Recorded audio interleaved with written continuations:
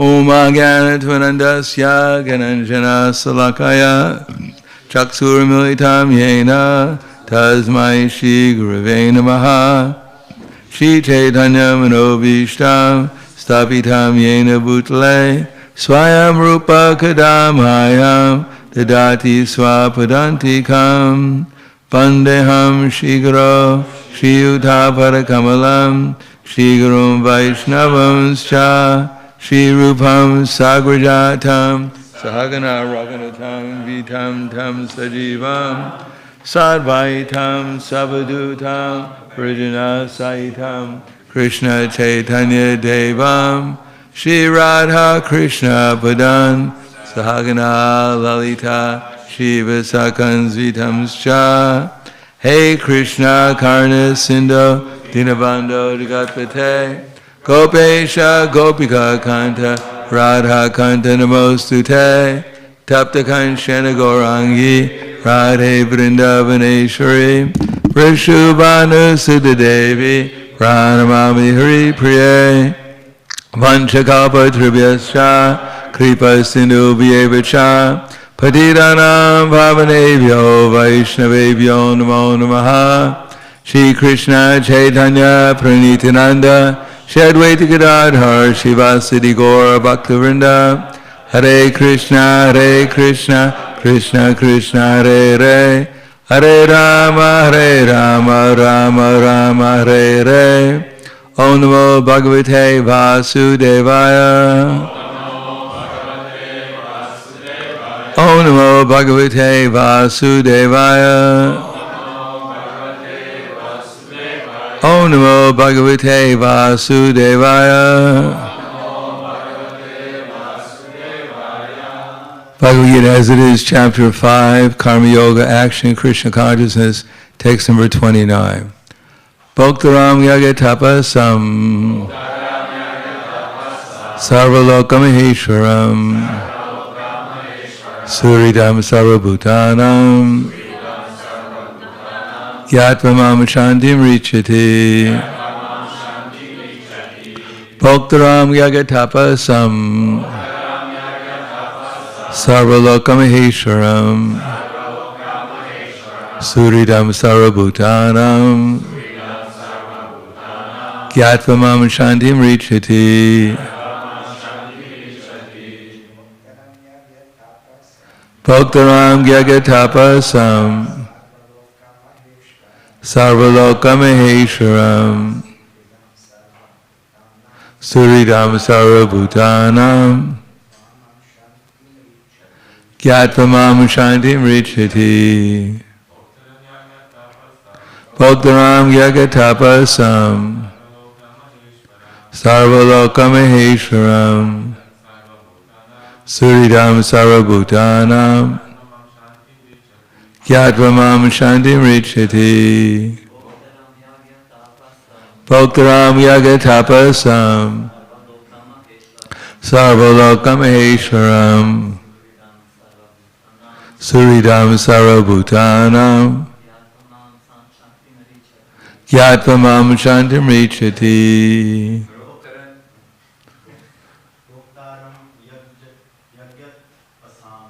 Bhaktaram Yagatapasam Sarvalokam Suridam Sarvabhutanam Yatvamam Shantim Richati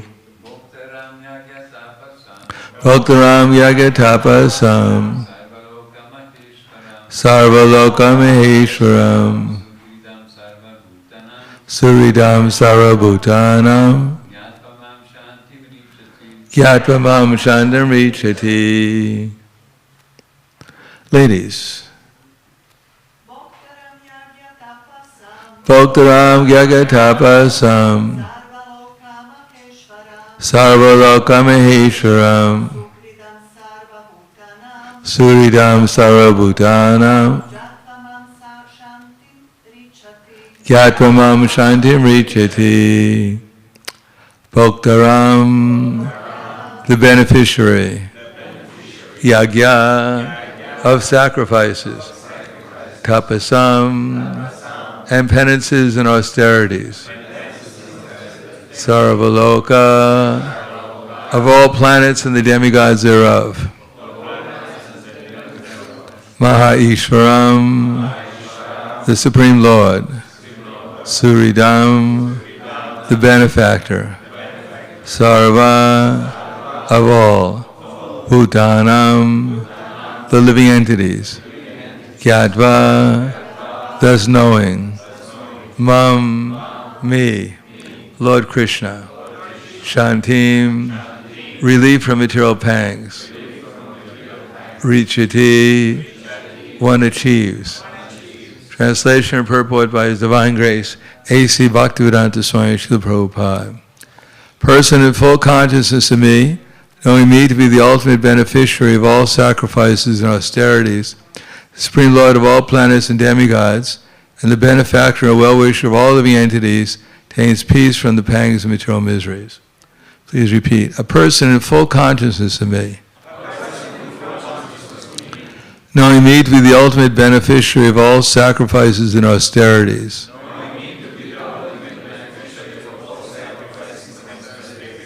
the Supreme Lord of all planets and demigods, and the benefactor and well-wisher of all living entities, attains peace from the pangs of material misery.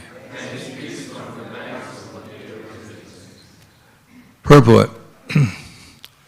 The conditioned souls within the clutches of illusory energy are all anxious to attain peace in the material world, but they do not know the formula for peace, which is explained in this part of the Bhagavad-gita. The greatest peace formula is simply this. Lord Krishna is a beneficiary in all human activities. Man should offer everything in the transcendental service to the Lord, because He is the proprietor of all planets and the demigods thereof. Thereon. No one is greater than He.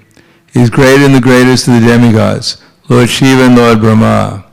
In the Vedas, Shvetasvatara Upanishad 6.7, the Supreme Lord is described as Tam Ishvaranam Paramam Maheshwaram.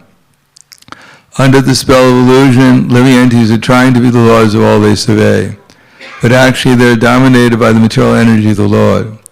The Lord is the master of material nature, and the conditioned souls are under the stringent rules of material nature. Unless one understands these bare facts, it is not possible to achieve peace in the world, either individually or collectively. This is the sense of Krishna consciousness. Lord Krishna is the supreme predominator, and all living entities, including the great demigods, are His subordinates. One can attain perfect peace only in complete Krishna consciousness. This fifth chapter is a practical explanation of Krishna consciousness, generally known as Karma Yoga. The question of mental speculation as to how Karma Yoga can give liberation is answered herewith. To work in Krishna consciousness is to work with a complete knowledge of the Lord as the predominator. Such work is not different from transcendental knowledge. Direct Krishna consciousness is Bhakti Yoga, and Jnana Yoga is the path leading to Bhakti Yoga. Krishna consciousness means to work in full knowledge of one's relation with the Supreme Absolute, and the perfection of this consciousness is full knowledge of Krishna, or the Supreme Personality of Godhead.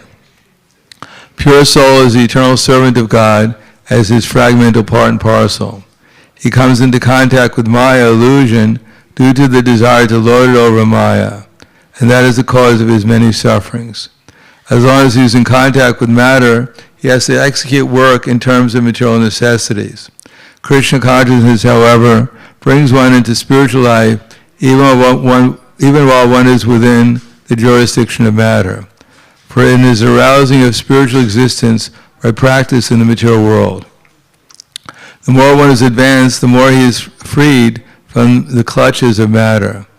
The Lord is not partial toward anyone. Everything depends on one's practical performance of duties in Krishna consciousness, which helps one control the senses in every respect and conquer the influence of desire and anger. And one who stands fast in Krishna consciousness, controlling the above-mentioned passions, remains factually in the transcendental stage, or Brahma Nirvana. The Eightfold Yoga mysticism is automatically practiced in Krishna consciousness because the ultimate purpose is served.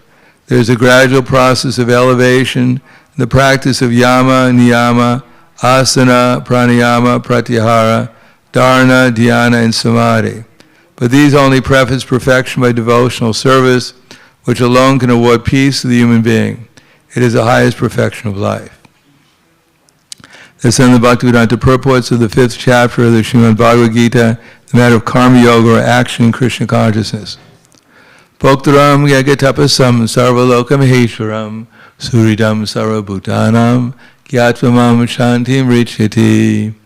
Person of full consciousness of me, knowing me to be the ultimate beneficiary of all sacrifices and austerities, supreme lord of all planets and demigods, and the ultimate benefactor and well-wisher for all living entities, attains peace from the pangs of material miseries.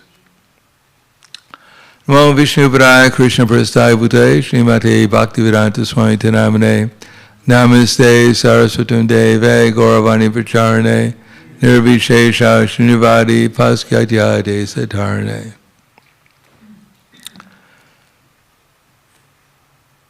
This first 6 chapters of the Bhagavad Gita are explained as understanding that the living entity is a non-material spirit soul capable of elevating himself to self-realization by different types of yoga.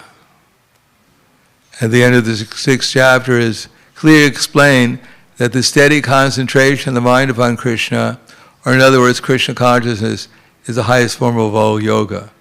By concentrating one's mind upon Krishna, one can know the absolute truth completely, but not otherwise. And it goes on, the purport.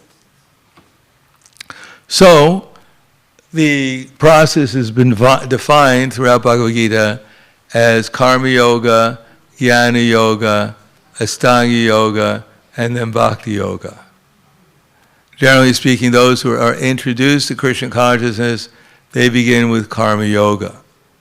And then by serious practice of sadhana bhakti, one can rise up to the platform of jnana yoga. And by even more serious practice of bhakti yoga, one can come to the platform of meditation on Krishna and eventually develop love for Krishna. So this has been explained in numerous ways in the Bhagavad Gita. First of all, karma yoga has been explained as Prabhupada said, when one knows the goal of life is Krishna, but one is attached to the results of his work, one is said to be acting in karma yoga. When one knows that the goal is Krishna, but one takes pleasure in mental speculation to understand Krishna, he's said to be acting in jnana yoga. And when one knows that the goal is Krishna and seeks Krishna completely in Krishna consciousness, then he's said to be acting in bhakti yoga, or the complete yoga. So in the beginning, Krishna has explained, Chatur Vida Bhajante Mam, Jana Sukritina Arjuna, Arti Jignasi Artarati, Jnani Chabhatar Shiva. So he's broken down karma yoga into 2 classes of devotees, aspiring devotees. Those are the devotees who are more or less acting according to varna and ashram.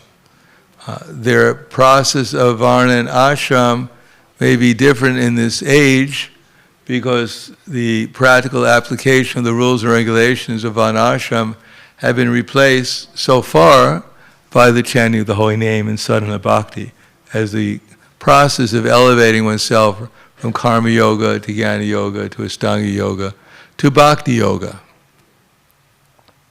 So in the first 2 classifications of karma yoga, we have those who are afflicted, the artas, and then we have those who are artis, those who desire material wealth. Exemplified devotees, exemplified, am I going too fast? Okay, I'll go slow. Have been exemplified by devotees such as Gajendra, who is afflicted, and Dhruva Maharaj, who wanted a kingdom greater than that of his great-grandfather. So they took to the path, however quickly Gajendra took to the path, but because of his previous activities in his previous lifetime, he was prepared under the circumstances to take shelter of Krishna. Krishna gave him remembrance. He was a yoga brashta. Literally, he fell down from his position as King Indradumya, who was meditating directly on Krishna, but he was meditating so nicely that when Angira Muni came by, he saw that this person doesn't greet me. He is indifferent to me. As if Angira Muni, I guess he didn't realize that this devotee is in trance, a meditation. Unnecessarily he became offended and he cursed Indradumya Maharaj to become a dumb animal in his next lifetime. So he became Gajendra, the king of the elephants and the heavenly planets. But the curse served to put Gajendra in a position where for thousands of years he got into a battle with a crocodile who was biting on his leg. And when he was going to lose the battle, he remembered his past activities as King Indradumya and therefore prayed for the Supreme to come and save him. So he was saved not because he was an elephant who had a crocodile biting on his foot. He saved because he was a devotee in his past lifetime. And therefore, he remembered by Krishna's grace his past activities and offered a suitable prayer that induced Krishna to come and save him. So he was afflicted. Most of us are afflicted even without a crocodile biting on our leg. We still feel afflicted by so many other things. And therefore that affliction is an opportunity, if we utilize it properly, to call out to Krishna to save us. And if we don't, then we simply get someone else to bite on our leg. Then the next stage is Dhruva Maharaj. He was not materially afflicted, he was mentally afflicted. He was not externally, he was mentally afflicted. He got insulted. And therefore, everyone in the material world is in competition here to become God, and no one likes to get insulted and be put in the position where one may be viewed as less than important. Therefore, people are very much attached to protecting their false ego with the idea that people should recognize me for all my good accomplishments. So Dhruva Maharaj, although he's only 5 years old, was determined, but through devotional service, to get the mercy of Krishna, to show the universe that he's not just a 5-year-old child, he's a powerful Kshatriya with a kingdom greater than that of his great-grandfather. So he did that. His mentality was not pure, it was materialistic, but he followed the advice of his spiritual master, Narada Muni, and therefore he achieved the goal through great austerity, because he was willing to do anything to get to that goal. But the goal that Narada Muni gave him was dependent upon meditation, upon Krishna, and therefore he had achieved the goal and he achieved Krishna also. Now most of us don't have such exalted goals. We don't even know who our great-grandfather was. He may not have owned anything. But we're not about to go through the austerities that Dhruva Maharaj went through.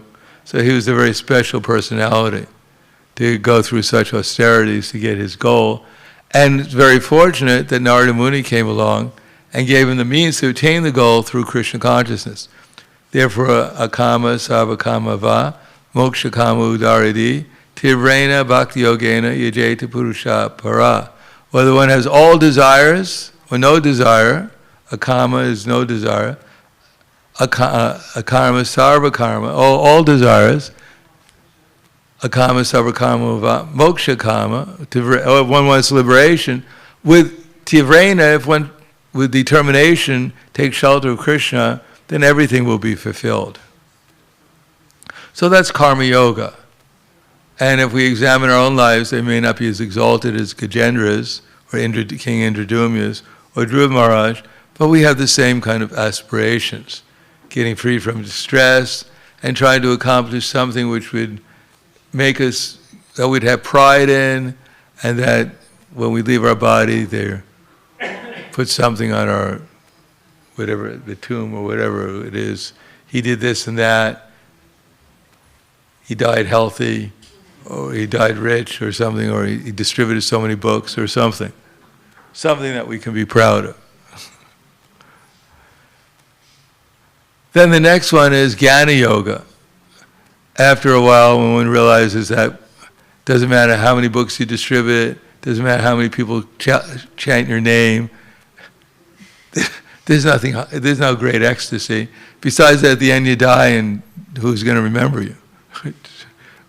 Doesn't matter what you have. Doesn't matter how much you were free from distress while you were living. You may have lived a perfectly comfortable life with all opulences, but at the end you lose everything anyhow. Only Krishna knows where you're going. Therefore, people become a little curious. Is there something better I can get from my time in Krishna consciousness? And one becomes jignasu, like the sages of Naimisharanya. They came and they listened to Sukadeva Goswami, Sutta Goswami, who had heard from Shukadeva Goswami. And before that, they were trying to figure out what to do. They were doing a sacrifice for 1,000 years. They were just getting a lot of smoke in their face. They weren't exactly ecstatic about the whole thing, but they were trying the best they could. And luckily, Sutta Goswami came along and taught them the Bhagavatam. And then they realized what the whole purpose of life was, what the purpose of sacrifice, because they were willing to do sacrifice. They were not just willing to sacrifice in austerity, Supreme Lord of all planets. They not only understood that there's a God who's controlling everything, but they were willing to do something on the basis of that, do some sacrifice. So their sacrifice was just hearing about Krishna. Similarly, we're supposed to be hearing about Krishna also. Sadadam kirtayantomam.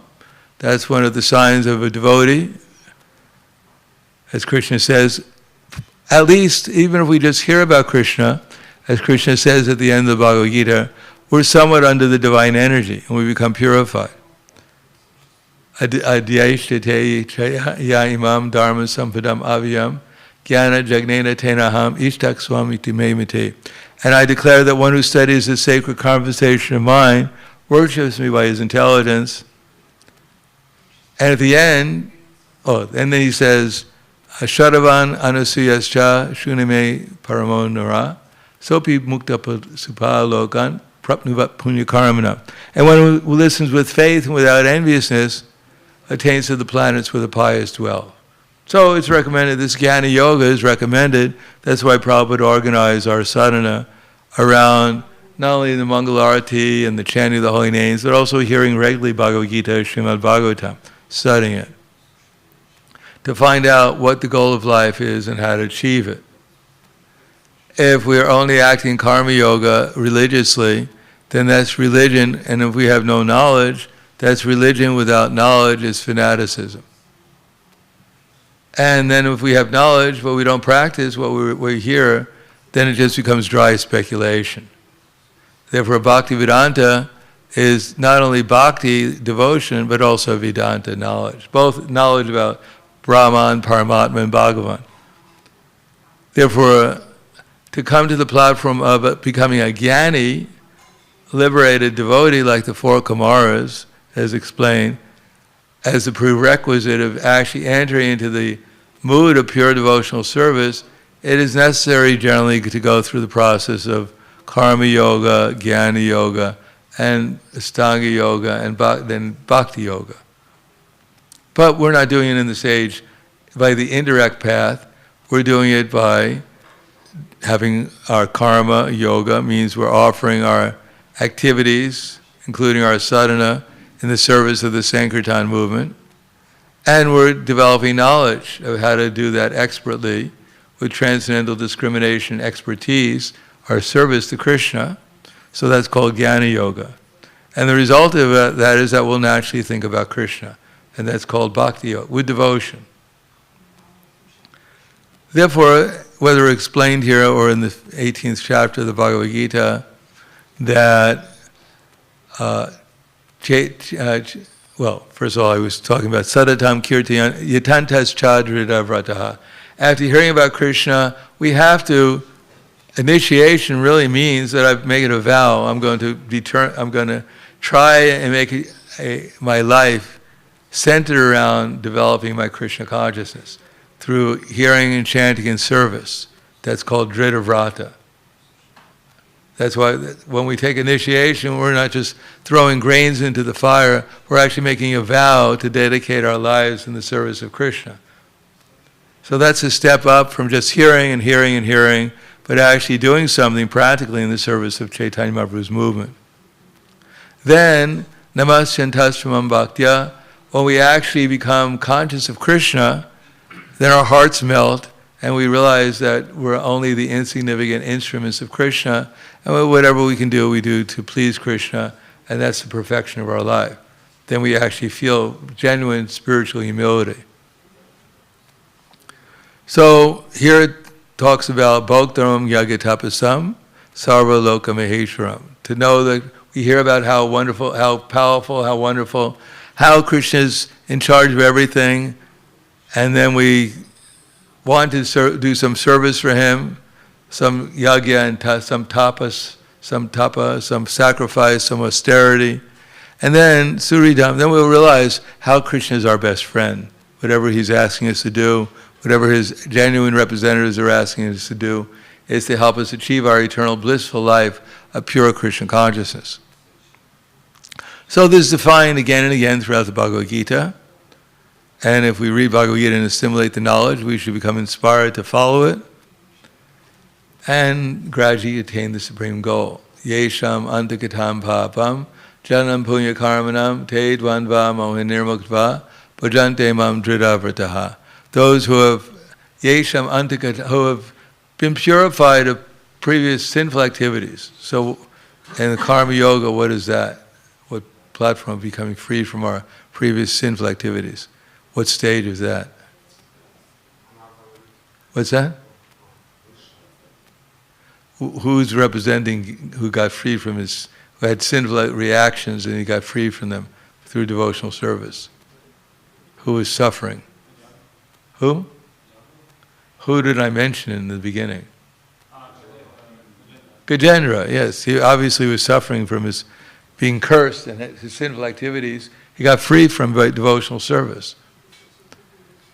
And Bhoktaram Yagatapa Sarvaloka, he realized that Krishna is controlling. He could come, the Supreme could come and pick up him and the crocodile and cut off the crocodile's head.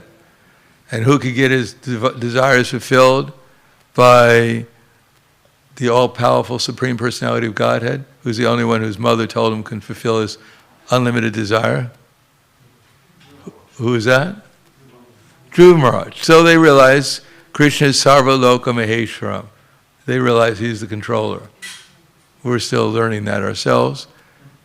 And then Bhoktaram Yagatapasam, that they realize that I have to perform some sacrifice. So who willing to perform some sacrifice to achieve Krishna consciousness? Yes. No, I mean in the Bhagavatam. In the Bhagavatam. Yes, the sages of Naimisharanya.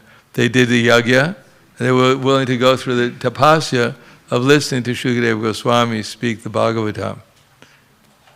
And Suridam Sarabhutanam, who realized that Krishna is the supreme friend of everyone. Who is the ones who went to Vaikuntha and realized that? The Kumaras, the Gyanis. So this is explained, and then the verse, Yesham antakatam papam, Yesham antakatam papam, Jananam punya karmanam. So Dhruva Maharaj did the pious activities, Yesham antakatam papam, Jananam punya karmanam, Tedvan vamo nirmagva. And the sages, Naimisharanya, and the Kumaras, they became free from all dualities. They became to the state of liberation and Gyanis. And then they were able to surrender to Krishna completely. So that's explained in the purport. Those who are sinful, those who are atheistic, those who are deceitful, those who are,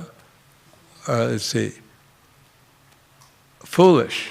Foolish are the opposite of the mudhas.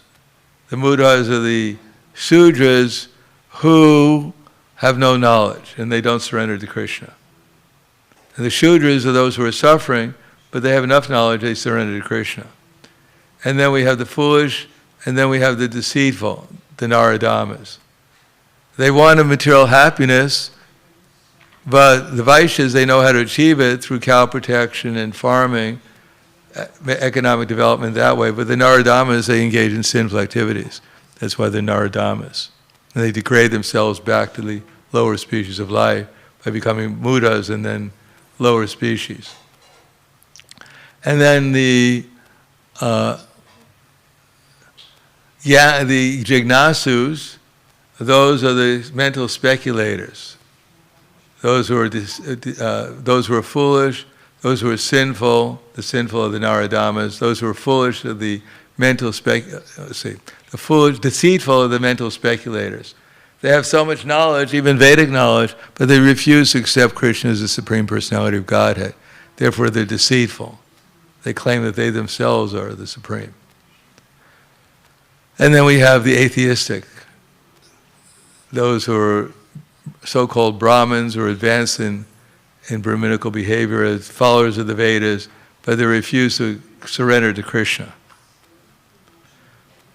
So, these will never transcend the dualities of birth and death. They'll never elevate themselves through karma yoga. They may go through karma yoga or even jnana yoga, but they'll fall back, each one of these people, if they're either foolish or sinful or deceitful or atheistic. They may elevate themselves to a certain level, like the atheistic, may come to the platform of even Mayavadis or impersonalists and liberate themselves, but they'll fall back eventually. Every one of them elevates themselves to a certain level, but if they don't go further by accepting the principles of Krishna consciousness, then they gradually fall down.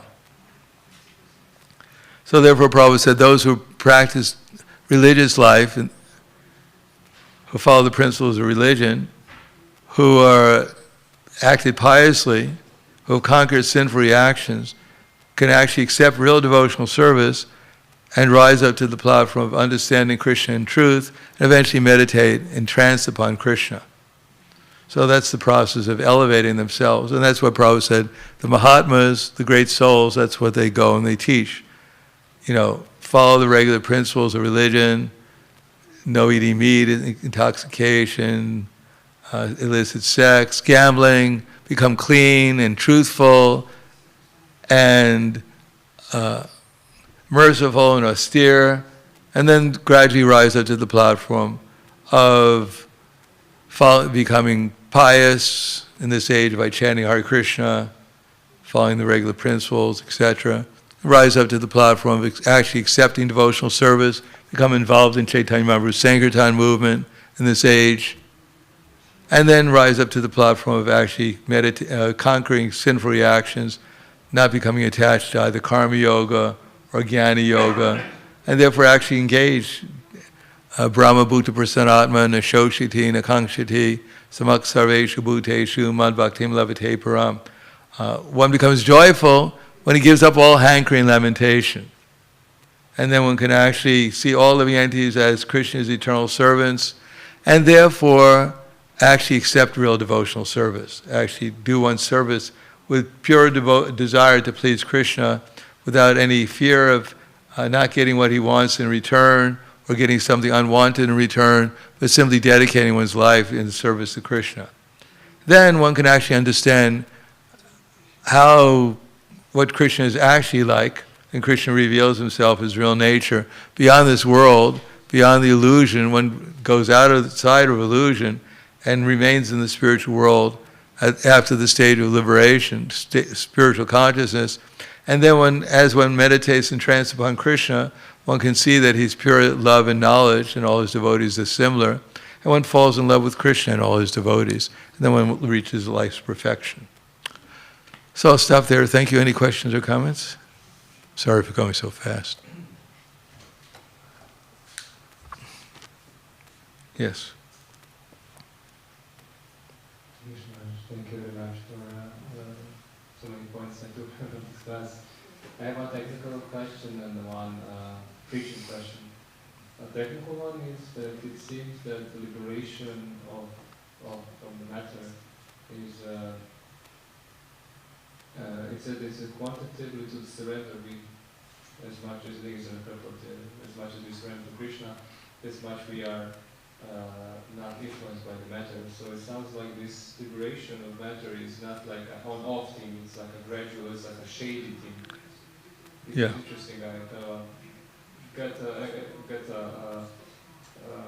an impression that it's like, you know, come to liberate, it stays liberated, it's like on-off thing, but it's, you can comment first on that. Well, it probably compares it to putting iron in the fire.